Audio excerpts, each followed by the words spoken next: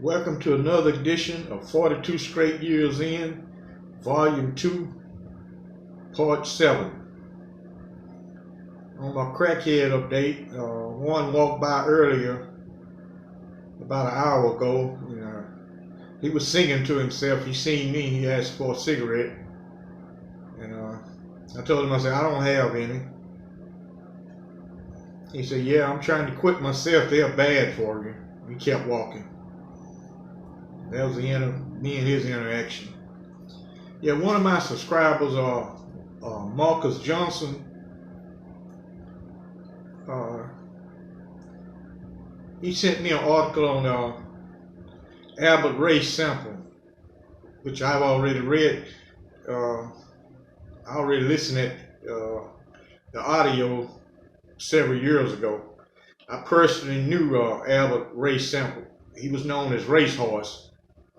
He was the best cotton picker in TDC. Nobody could beat this man picking cotton. Nobody. Wildcat had a thing where if you was the best, he'd give you $100. Put $100 in your inmate account. And nobody could beat this man. But also, this guy had a PhD. First black inmate in Texas Department of Correction history to obtain a doctorate degree.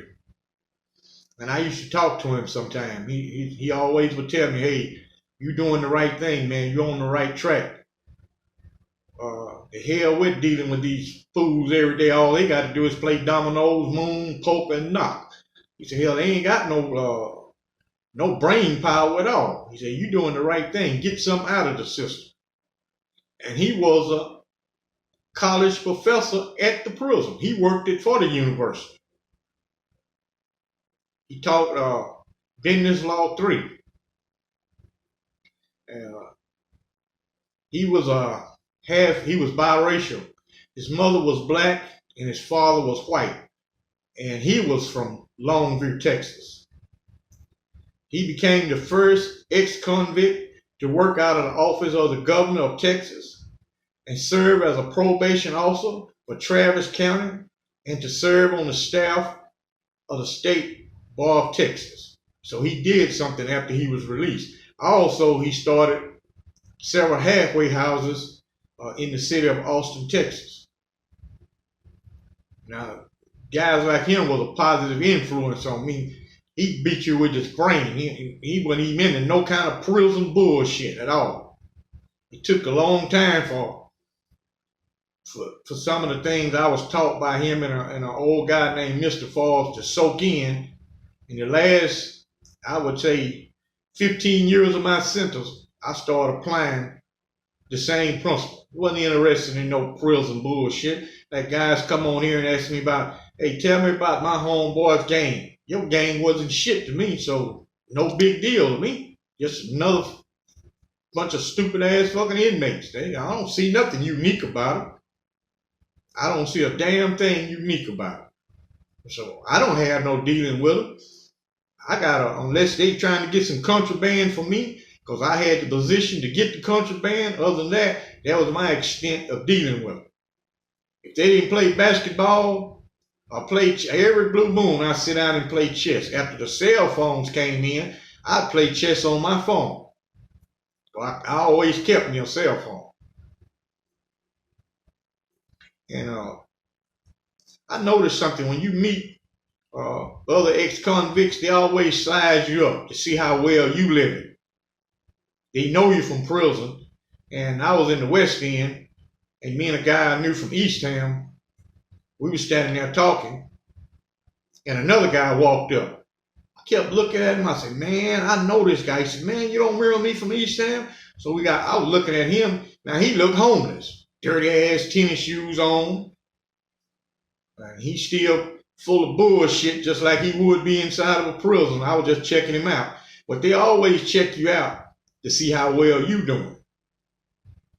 And a lot of ex-convicts, hell, they are homeless. Go around by a parole office and look at them when they walk up. Hell, they are homeless. You saw them come up driving cars, doing okay for themselves. But it's a lot homeless. And when you see an old guy homeless, damn near he's homeless because of drugs, because he's probably getting SSI. Everybody knows how to play the system. I got a homeboy over in South Dallas.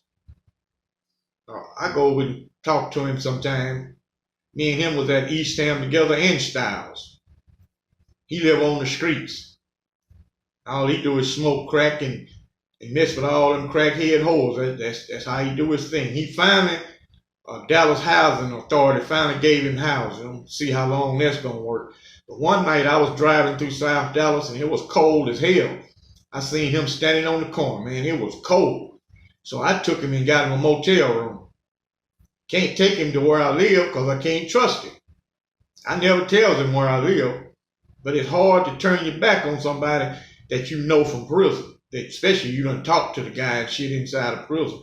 I see a lot of guys I know from prison, but me and them didn't socialize in prison, so I don't have that much to say. They speak, I speak, we keep it moving.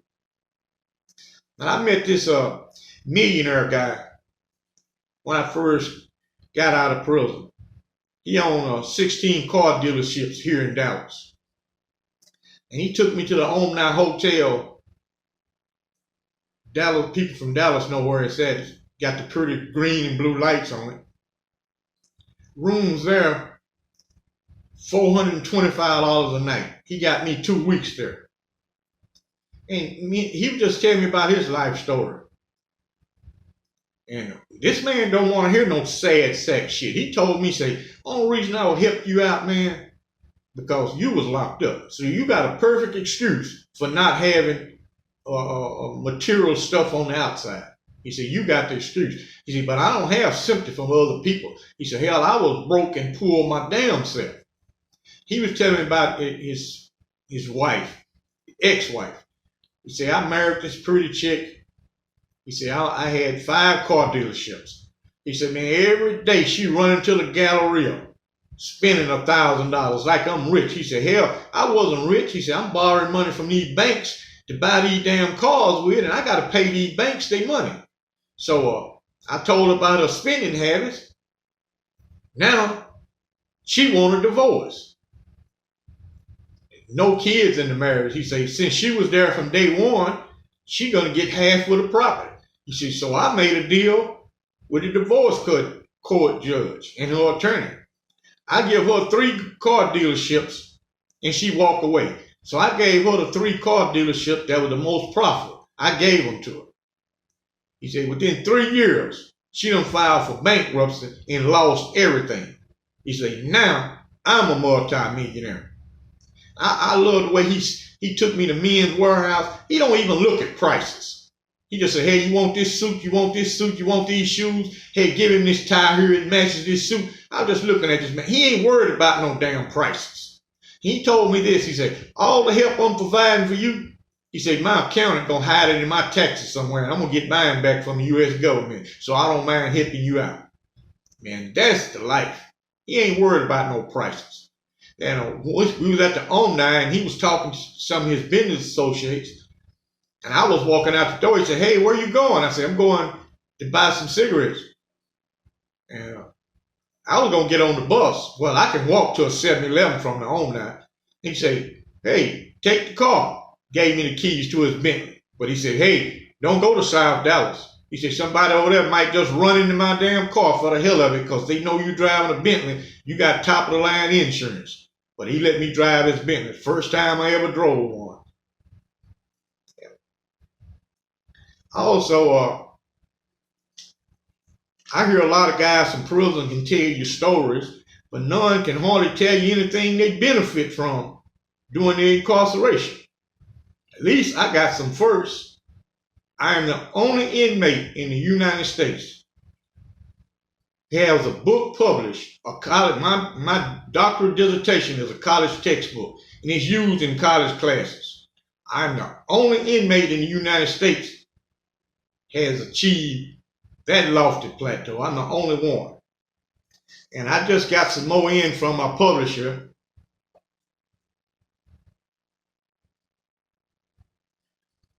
On the back it says, Islam Demystified is a contemporary textbook that gives a modern context to one of the world's most controversial and talked about religion. A truly remarkable textbook from a wholly unexpected source. That's me. Islam Demystified will change the way you and your students view this religion. So I did accomplish some feat that, as of this date, no other present convict or ex-convict has a book that's used by a major university or college in the United States. Not one. I am the first. Also, I met a white guy at the Ramsey Unit and later at Cofield. His name is David Gene Morris. He earned a doctorate degree.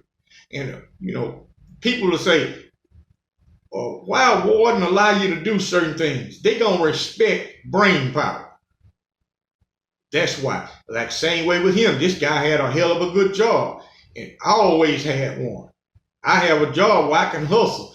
I like fucking with the females. So I can do mine low key and get away with the shit. Because no other fucking inmates is around me. And I don't discuss my business with no other inmates. Because they will blow your fucking spot up. They jealous. They devious. And most of them is broke as hell. They looking for some kind of hustle to come up. Also, I was standing at Cocker Hill. I parked over by the bus stop. And I got out of the car smoking a cigarette. This young chick, she was at the bus stop. She was asking people, can I use your phone? She see I got an expensive phone. She asked me, can I use your phone? I said, no. I don't allow nobody putting their hands on my phone. And so this old school would say, here you go, sister girl, you can use my phone. But he had a government phone. Oh, I don't use a government phone. This stupid fucking bitch ain't even got a phone. But she too good to use a government phone. Say she need to call her mother. I said, look at this shit. Then again, I was standing at that same bus stop, smoking a cigarette. Every time I get out of the car, they always smoke me a cigarette. And this lady said, you looking mighty cool to be riding the city bus. Somebody like you look like they should have a car. I took up my remote and flashed the light. Beep, beep. I said, I got a car. Now she want to ride. It ain't happening. You talk all this fucking, making all these snide remarks. Where is your damn car at? You riding the fucking city bus. But people is fucking amazing. But the haters gonna hate. Can't even worry about it. Just keep it pushing and keep it moving. And this guy, I was telling you about this millionaire guy. He got me a lecturing. He had me on the lecture circuit until this COVID-19 kicked in. I spoke at this church out on Lover's Lane. Ain't nothing but rich people. He told me that. Said, I'm gonna introduce you to rich people. You don't need to know no fucking poor people. He took me out to this church and introduced me to these people, and they allowed me to speak. They gave me a hell of a fee to speak. And that's where I met my old lady at. The people was coming up hugging me after I got through speaking, writing me out checks, and plus I got my speaker's fee. And I met her there. When she hugged me, she whispered in my ear, hey, go to my Range Rover. Here the keys is. That's how I met her, just like that. She said she liked my aggressive style, because when I was hugging her, I pulled her real close. I said, damn, this is a sexy ass woman. And that's what she whispered in my ear, and we've been together ever since. And most guys got to remember, it is only your turn with that lady. You do not own her. I was telling you about my homeboy in South Dallas that was homeless, smoking crack. His brother got a big ass fucking home out in DeSoto. But he only give him a night or two at his house because of his wife. It's only your turn with that fucking woman. There's no fucking way I would have my blood fucking brother sleeping on the fucking streets behind a fucking wife. No fucking way that would happen. No way. That is going to be your blood brother forever until y'all deceased, and that's the only way y'all depart. That wife can become your ex-wife at the drop of a fucking dime. You know, it's something to ponder about. I just couldn't abandon no blood relative, especially a brother or sister. I wouldn't give a fuck if they smoke crack or not. I wouldn't give a shit. All I tell them, hey, don't bring none of these crackhead motherfuckers to my house. If any of my shit come up missing, your ass is history. Then I will throw you under the bus. Until that point, you'll have you somewhere to sleep, eat, and take your fucking bath. Enough ranting, raving. Y'all keep your motherfucking shanks ready, because we might have to ride at a moment's notice. I forgot my shank at the introduction because of YouTube policy. But y'all stay ready to ride, like and subscribe, and I thank you for watching.